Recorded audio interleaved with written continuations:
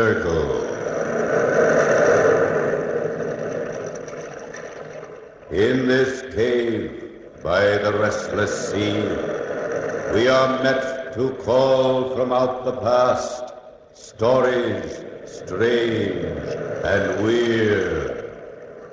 Bellkeeper, toll the bell, so all may know we are gathered again in the Weird Circle.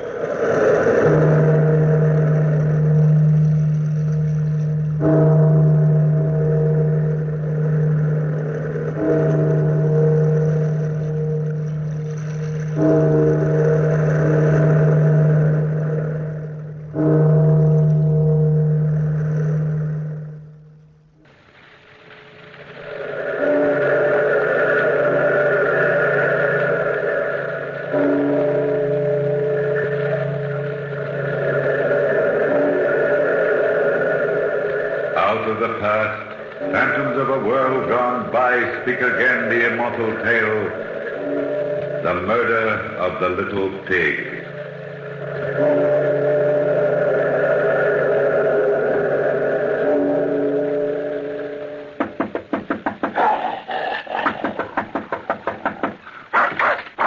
Down, Coquette. Down, I say. Now go to your corner.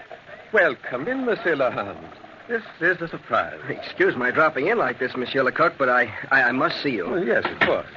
It's a pretty tough customer you've got there. Coquette? Oh, she's only bluffing. Please make yourself comfortable. Now, Coquette, stay in your corner. Coquette?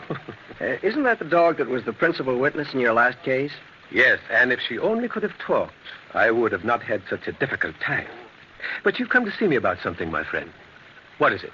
Well, you know, Lecoq, I've been plaguing you for years to let me write up some of your interesting criminal cases. You know, are probably the most popular citizen of Paris. Oh, no. Oh, yes, you are. Certainly the greatest detective of our time. Why, people weigh your least word. Just imagine how they devour one of your stories, fictionized. But... Now, you aren't putting me off any longer. My paper says get Lecoq's stories or get out. You don't want to see me lose my job. Oh, hardly. All right, my young friend Lahan. You've bearded me at last in my own den. But I've known a lifetime of crime. Where would I begin? Well, what about your last case, which involved the dog, Coquette? Indeed, why not? That was a baffling mystery. It had a strange, unearthly element, which has never been explained. And it centered around a very pretty woman. Well, it sounds made to order. And, by the way, how did you happen to acquire the dog? Well, that's part of the story. We'll come to that. Now, let me think a bit about this story. Maybe I should refer to my notes. It's file number 23. Yes, and here it is. The murder of the little pig. Well, does one murder pigs? This kind, monsieur. You know how Parisians are. They're forever giving names to people whose appearance or personality reminds them of animals. In French criminal history, we've had the wolf, the fox, the rabbit, the leopard. That's true. And the little hairdresser, Henri Coudray, was called the little pig. Well, it was past midnight when I received word to hurry to the Rue Batignolles. That murder had been done. When I arrived, the police commissioner took me to the scene of the crime. And there on the bedroom floor, the body lay in the position in which it had fallen. Well, there's little for you to do in this case, Lecoq. Old Henri Coudray, called the Little Pig, has been stabbed to death, and we know who the murderer is. Oh, well, that's pretty fast work, isn't it? Or was the murderer caught in the act? No, the murdered man himself enlightened us. Look. Look there on the floor beside the body. Say, that's a name written in blood on the parquet floor. It's a gruesome sight, isn't it? What is the word? It's M-O-N-I-S. Monish, the first half of the name Monistro, nephew of the murdered man. The little pig died before he could finish the name, but he gave us enough. You see, Jean Monistro is the sole heir to Coudray's large fortune. What a cinch of a case. You think the old man started to write the name of his murderer in his own blood? What else is there to think? Well, I don't know. Have you noticed the expression on the face of the corpse? Death must have been instantaneous because Coudray died calm and smiling. His assailant must have been known to him. Of course Coudray knew his own nephew. Yeah, but only a hope of revenge could have given so much energy to a dying old man. Imagine how desperately he would struggle to write the name. Why, every split second would count. He knew his life was expiring. And have you noticed something else, Commissioner? The name is written on the right side of the body. And written with the forefinger of the right hand. Oh, come now, Lecoq. This is a simple case. Don't try to make something complicated out of you. I'll convince you. I want you to hear the testimony of the caretaker. Well, Jacques. Jacques, come in here a minute. Yes, monsieur. Now, will you tell Monsieur Lecoq what happened last evening? Oh, yes, monsieur. Gladly. It was about 9 o'clock when the little pig's nephew, Jean Ministro, came to see his uncle. Mm-hmm. Did you see Ministro face to face? Well, no, monsieur. You see, my apartment is on the first floor. Yeah. And John had already started to walk up the stairs when I looked out my door. Oh, so then you only saw the man's back? Well, yes, monsieur. But he had on a suit I had seen Jean wear time and time again. If I did not see his face, I did see his little black dog, Coquette. Our chief witness, Lecoq, is the little black dog. For it was he who witnessed the murder. But tell me, Jacques, exactly what happened. Well, monsieur, nothing really happened. I saw Jean going upstairs and the dog Coquette tagging along behind. Mm-hmm. That was at 9 o'clock. And then at about 9:30... I'm a great one to look at my watch, monsieur. At 9:30... I heard the entrance door open, and I saw Jean Ministro leave the building with the dog. Commissioner, what time do you fix the murder? Between 9:15 and 9:30. Mm-hmm. Well, Jacques, did you see Jean Ministro's face as he left the house? Well, no, monsieur. I only saw his back. But I would swear it was Jean, all right. There's no doubt it was Jean Ministro who killed his uncle to get his inheritance. I've ordered my men to arrest Ministro. Yes. Commissioner, have you observed that the night table is on the left side of the bed? And there's a newspaper dropped to the left of that chair. And an empty wine glass on the left of the desk. Oh, go home and go to bed, Lecoq. I'm not going to let you make a mystery out of this plain, simple case. I know, but I can't reconcile the peaceful, smiling expression on the face of the corpse with that writing on the floor in blood. I feel in my bones that Jean Ministro is innocent. Yeah, come in. Commissioner, we've arrested Jean Ministro. Have any trouble with him? No, monsieur. Ministro has confessed to the crime. Well, I left the scene of the crime with my opinion unchanged. Though indeed my face should have been red, what with my innocent Jean confessing. And the first witnesses I examined only strengthened the state's case to establish his guilt. Really? Yes. I talked first to Marie, wife of Jacques, the caretaker. Marie, I believe, was an habitual eavesdropper. In any case, 3 days before the murder, Jean and his wife Clara called on the little pig Coudray. And listening in the hall, Marie overheard the uncle say... So you visit your old uncle in the middle of the week, huh? Never heard of such a thing. Now, don't tell me you're getting so fond of me that you can't wait until your usual Sunday visit. We've come to see you about something special, dear Uncle Henri. Not that we don't want to see you at any time. Well, you don't say. You'd ever expressed yourselves in such affectionate terms before. You must want something. Well, out with it. Out with it. My friends are waiting for me at the cafe for my usual glass of wine and game of cards. I can't keep them waiting all night. Well, you see, Uncle, business is not going very well with me. How can you run a jewelry business, Uncle, without plenty of stock? John simply can't design and make decent pieces. Yes, I don't have enough stock on hand, not enough variety in jewels, and not enough general equipment. And now I have a chance to buy a jeweler's stock at the Palais Royal for 100,000 francs. 100,000 francs? Yes. That's a very great deal of money, Jean. Took me many years to save that much money. But you wouldn't miss it, Uncle, and it'll put Jean on his feet. On his feet? Or on his head? I'm not really concerned where Jean finds himself, my dear Clara. After my death, you two may throw away my money as you see fit. But until death closes these eyes, I intend to keep my money and enjoy it. Yes, all of it. No wonder you're called the little pig. Clara, hold your temper. Why should I? At last I'm going to tell him what I really think of him. You were even more beautiful, Madame Clara, when you were angry. But you should watch your words. I just might take it into my head to leave all my lovely money to a foundation for stray cats. I don't care what you do with it. The money will do us no good and we're too old to enjoy it. We need 100,000 francs now. Now! Oh, come, Clara. It's no use. Jean is wise, Clara. I couldn't even part with the 100,000 francs I've worked so hard to earn. Worked so hard to earn. All Paris knows how you earned your fortune. The rich, silly women whose hair you dressed talked too much, didn't they? I told you enough so that you could find out more. And you blackmailed them one after the other. You blackmailed them. Oh, Uncle, don't pay any attention to Clara. If you know how impulsive she is, she doesn't know what she's saying. I'm too old to hold grudges. I'll come now. My friends at the cafe are waiting. Good night, children. Good night. Watch the stairs. The hall is dark. Pig. You little pig. Oh, Marie. You nearly tripped me. What are you doing out here in the hall? Oh, merely cleaning up, madame. This time of night. What do you take me for? Well, I'm glad you know now what kind of a man dear Uncle Henri is. Come along, Clara. You've said enough. Marie, when you bring up Uncle's cafe au lait in the morning, put a little arsenic in it for me, will you? Oh, madame, how you talk. Well, I hate the little pig. I'd kill him if I could. Come, Clara, come. You shouldn't say such things. Well, Marie's story made my theory of Jean's innocence seem very weak indeed. Oh, I should think so. Still, I insisted that when Jean left his uncle's house that night, he was not as yet a man driven to murder. Why, Jean wasn't even angry. Mm-hmm. He was not temperamentally the type to murder in cold blood. I see. But Zahan, early in the morning after the murder, a surprise witness brought the guillotine even nearer to Jean Monistro.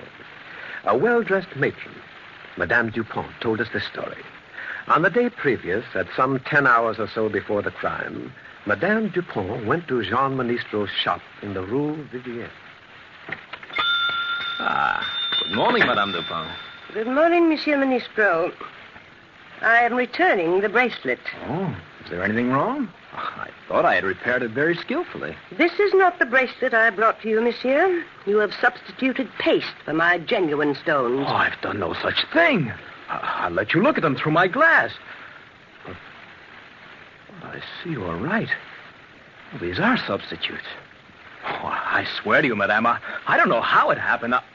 I don't know what to say. Perhaps your wife will know what to say. What do you mean by that, madame? Your wife was in the shop yesterday when I called for the bracelet. I thought she acted very strangely. She avoided looking at me and was eager for me to leave. She is not a good thief, monsieur. But I can't believe that Clara would do such a thing. Well, if you didn't remove the stones, monsieur, who else except your wife had the opportunity? No one. Clara knows the work well enough to make the substitutions herself. Yeah. Oh, I see it all. Poor Clara's been worried half sick. We need money, and my uncle refused to help us. Clara did this thing for me. You love your wife very much, don't you, monsieur? Oh, yes, very much, madame. I swear I'll get the jewels back for you. Please don't go to the police. Why do you think I'd come to you, monsieur? I could have gone at once to the police. But I'm a sentimental woman, and I have eyes in my head. One doesn't often see a man so much in love with his wife. Oh, then you will promise to wait a little? I'll get the jewels back for you. But what if she's already sold them? What if she spent the money? Can you buy such valuable jewels? Don't worry, madame. I'll get the money. I'll get it somehow.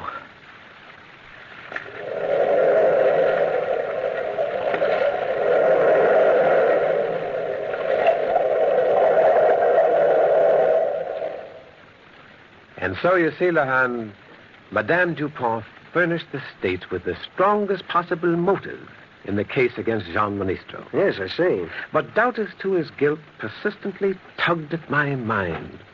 It was still early morning, and Jean had not been examined since his confession on the previous night. I wanted to get to him before he became exhausted and confused with the questions of others. I found Jean sullen in his cell and unwilling to talk. I have nothing to say, monsieur. I've confessed. What more do you want? But why did you confess, Jean? That's a queer question. I guess the answer is I'm a man who doesn't know how to hold out. Hadn't gotten away with a murder, I think... Jean, where did you buy the revolver you used? I had it in my possession a long time. Years, I guess. What did you do with it after you killed your uncle? They threw it into the Seine. Your little black dog, Coquette, misses you, Jean. She won't eat. I wish I could have her here with me. She was a one-man dog. Coquette followed me everywhere. Please go now, monsieur. I've no more to say to you. I left Jean now convinced that he was innocent. But where in all Paris would I find the guilty one? I decided next to go to the Rue Vivienne and call on Madame Clara. What can I do for you, monsieur? No one is here. I mean to say, poor monsieur is away, and madame is just leaving. Well, who are you, young woman? Sybil, madame's maid. Now, if you wish to leave an order, or if you wish to buy anything... I'm not here to buy, mademoiselle. I am Lecoq of the police department. I must speak to Madame Monistro. Oh, my goodness, monsieur. Right away. Madame. I'm right here, Sybil. I heard what the gentleman said. Down, Coquette. Go back. Go back in the room. Take him with you. Come along, Coquette. Like a good dog. Well, you have a very good watchdog, madame. Jewelers keep good watchdogs, monsieur. Does your dog never make up to strangers? No, never. Coquette really only likes my husband. Why are you here? I heard you say you're from the police department. Yes. Here is my identification. I see. Well, perhaps you know I've received a summons to appear at court this afternoon for examination. I must leave in a few moments. Yes, I know, but I wanted to speak to you before you left. Oh? Do you think your husband is innocent, madame? I'm sure of it. Jean couldn't kill a fly. So it has seemed to me. Jean is not the type to kill even a fly. But you know that your husband has confessed. I'm sure that Jean is convinced that I killed his uncle. He knew how I hated Uncle Henri. And then I did something foolish, monsieur. Oh? We needed money, and I borrowed some jewels. I believe that Jean found it out.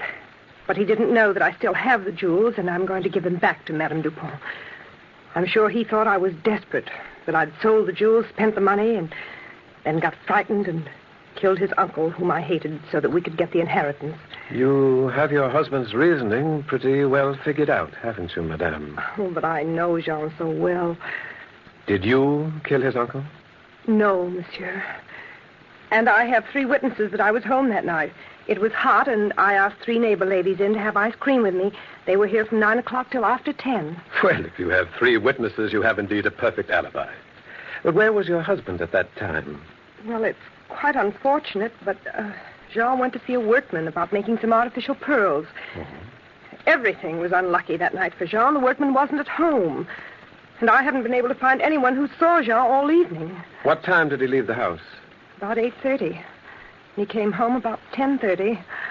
I know what you're thinking. Jean was away at exactly the right time for him to have gone to his uncle's apartment and killed him and returned. But I know Jean's innocent. I know it. Where was the dog during the evening? Coquette? It's a funny question. Well, I didn't notice where the dog went. Still, I believe Coquette followed her master. Yes, I'm sure she must have followed Jean. La Hand, Madame Clara was from first to last a mystery to me. When I left the shop, I decided to question Madame Clara's neighbors and find out what they thought of her. They talked readily. A pretty woman, but extravagant. Madame Clara has admirers, lots of admirers. I don't know anything about her. Madame is discreet. She drove her husband to the crime, that's what I think. Yes, she had lots of admirers, but who can say one thing wrong about her? And while talking to Madame Clara's neighbors, the idea came to me, which I was sure would put me on the trail I was seeking. Well, what was that? I had already seen Madame leave the house, so I knew I could find the maid, Sybil, alone when I returned to the shop. Oh, monsieur, madame has left. Oh, well, that's unfortunate. Madame gave me the name of a friend of hers, and I've lost the card it was written on. Now, a bright girl like you wouldn't be so careless, would you, Sybil? Oh, monsieur, you have a good memory. You remembered my name. Yes, I couldn't easily forget. The name goes with such a pretty thing. Oh, monsieur, now you joke with me. No, Sybil, I'm entirely sincere before such youthful charm. Oh. And I can see how bright you are, too. I'll bet you can tell me the name of that gentleman. You know, he's the only man beside Monsieur Monistro himself, the only other person the dog Coquette would follow. Oh, you mean Monsieur Victor? Exactly, Victor. How silly of me to forget such a simple name. And his address was Oh, let me think. Oh, Tudor, number 23. It's not far from here. Yes, of course. It's hard to account for the affections of animals, isn't it?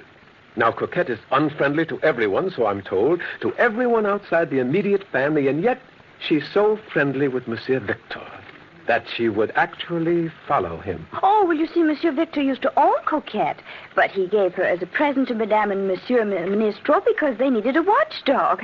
Oh, but Coquette still loves her former master. She often visits him. Well, that's a quaint habit, isn't it? But I suppose the Ministros must lock up the dog so she doesn't go off visiting at night. No, they don't bother to lock her up if they're staying home. No? Coquette often runs over to Monsieur Victor's after supper, around 7, and doesn't come back before 10.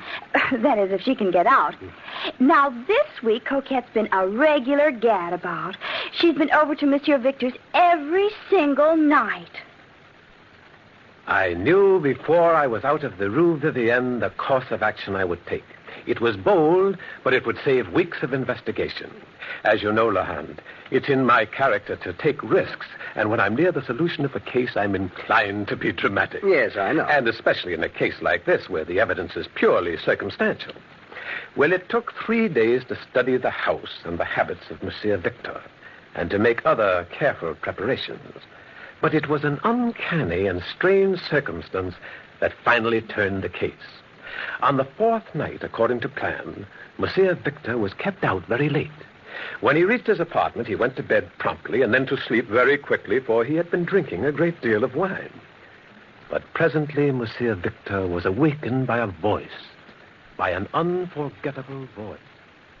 Monsieur Victor, wake up. Wake up, Monsieur Victor. Who are you? You know who I am well enough. I am Andre Coudray, the old man you murdered. Go away. Go away, little pig. Leave me in peace. Why do you come every night like this? Why do you stand there and look at me like that with that ghastly smile and the cut in your throat? Don't go away. Go away. No, monsieur. It's no good hiding your head. I will come back and come back until I have driven you out of your mind. But what do you want? What do you want? Why did you kill me? Any man has a right to know why he was killed. Well, if I tell you, will you go away? Will you promise never to come back? Yes, I promise. Now, tell me, and I will stay quite silently dead. All right. All right, I'll tell you. I love Clara. I dressed like Jean, took the dog Coquette to your house and killed you. And now Jean will go to the guillotine. Clara will inherit your money, and in time we shall be married. I killed 3 birds with 1 stone. Got rid of you and Jean, and Clara will have your money. Very clever, Monsieur Victor. And you wrote part of Jean's last name in my blood on the floor, didn't you? Yes, that finished it. Now go back. Go back to your grave and stay there. All right, men, grab him. Go. You're under arrest, Louis Victor. No. Danton, turn up the light. There's no use studying. What is this? Take that gun away from me. All right, now he's handcuffed. Well, Danton, that was a very good performance. Well, thank you, Lecoq. It was a pleasure. Who is that man? He's the image of Andre Coudray. This is Philippe Danton from the Comédie Française. How do you Very do? good actor. How do you do? Well rehearsed and perfectly made up. You know, I'm almost ashamed to work this ancient trick, having an actor pretend to be a ghost. But it did work. Oh, don't boast, Monsieur Lecoq. You had little to do with the success of your trick. The little pig Andre Coudray made your trick work. Are you trying to tell me that a dead man helped us? I believe he did. But for the last 3 nights, I've dreamt a vivid dream, the same dream each night. I dreamt that Andre Coudray stood at the foot of my bed exactly as I saw this actor. Coudray did not speak in my dream, but when I heard his voice tonight, I was not surprised. I believe my dream had come true, that the apparition was really there, and that Andre Coudray wanted to know why I'd killed him, that if I told him, he would go and leave me in peace. What? Are you really telling me the truth, that you actually dreamed of seeing Henri Coudray as you saw the actor Danton tonight? Oh, what reason do I have to lie? You've got my confession now. It was not you, but the little pig Andre Coudray who trapped me. And so, Monsieur Lahand, that is my file number 23. Do you think it will give you a good story? Good story? It's amazing. Oh, by the way, you haven't told me how you came by the dog, Coquette. Oh. Coquette, come here. You may leave your corner now. Come here, girl. Jean Ministre was so grateful to me for releasing him from facing the guillotine that he insisted on giving me his dearest possession, Coquette. She's a fine little dog. Yes. You know, I'm afraid I'd make a poor detective.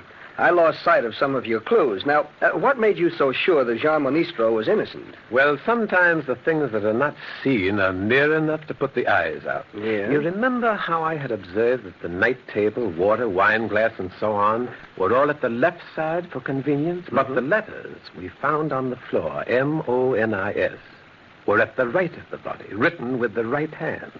Well, I later confirmed my first impression that Coudray was left-handed. And besides, the police commissioner had greeted me with the information that Coudray had been stabbed. But later, I asked Jean in his cell what he had done with the revolver, and he answered that he had thrown it into the river Seine. Well, I suppose Clara was convicted as Victor's accomplice, wasn't she? No, we suspected her, but suspicions are not proof. She denied knowing of Victor's affection for her, and we could get absolutely nothing against her. But always I have wondered, was Clara merely a clever, discreet woman and a good actress? Was she Victor's accomplice? What do you think?